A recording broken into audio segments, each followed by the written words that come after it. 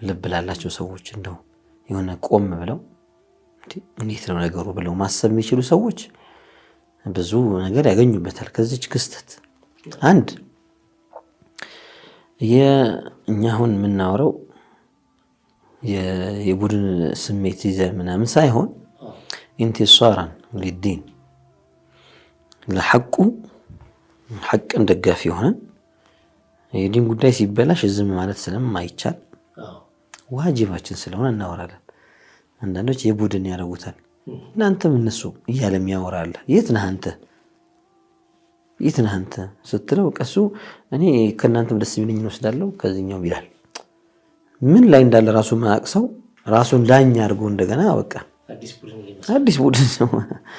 አንድ ለሶስት ሰዎች እዛው ጎረቤቱም ከምን ደጋፊ ሲያገኝ እሱ ደግሞ ሌላ ሆኖ ይገኛል።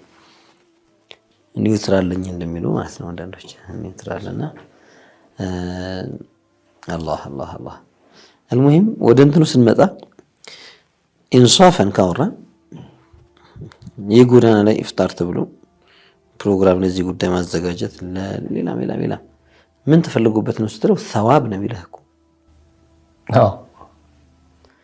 አናኮኒ ኬክ መብላት አማረኝና ኬክ ፊት እጄ ለመብላት ምን ችግር አለው እንደሚለው ሰውዬ እኮ አይደለም እኮ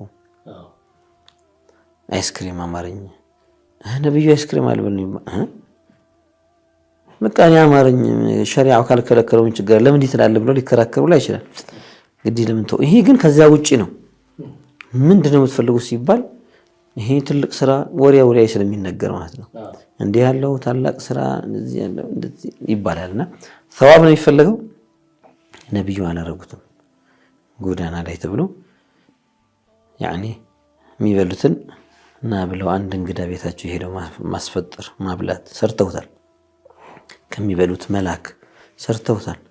መስጂዳቸው ውስጥ ለነበሩ አህሉ ሱፋ እዛም ይጠብቁ የነበሩት ምንም ነገር የሌላቸው መሳኪን ነበሩ። በጣም ይርባቸው የነበሩ ከሚላክላቸው ያችን ወሰዱላቸው ብለው ሰርተውታል። ግን እስኪኑ ተነሱ ቤትም ይያለን መስጂድም ይያለን የቤታችን ግቢም ይያለን እዛ ጎዳና ላይ እንጣና አንድ ላይ እዛ እናፍጥር ብለው ነብዩ አርገው ያቃሉ። في شوارع المدينه አንጥፉ እዚህ ጋር ይያሉ እዛ ቦታ አርገው ያቃሉ አላረጉ። ይሄ እኮ መብላትና መጠጣት ነው። ውሸት እንደዚህ መብላትና መጠጣት ብቻ አይደለም የሚታሰብበት ጧዓ ነው ብለው ኸይር ነገር ነው ثواب ያስገኛል ይያሉ ነው የሚያስነይቱት።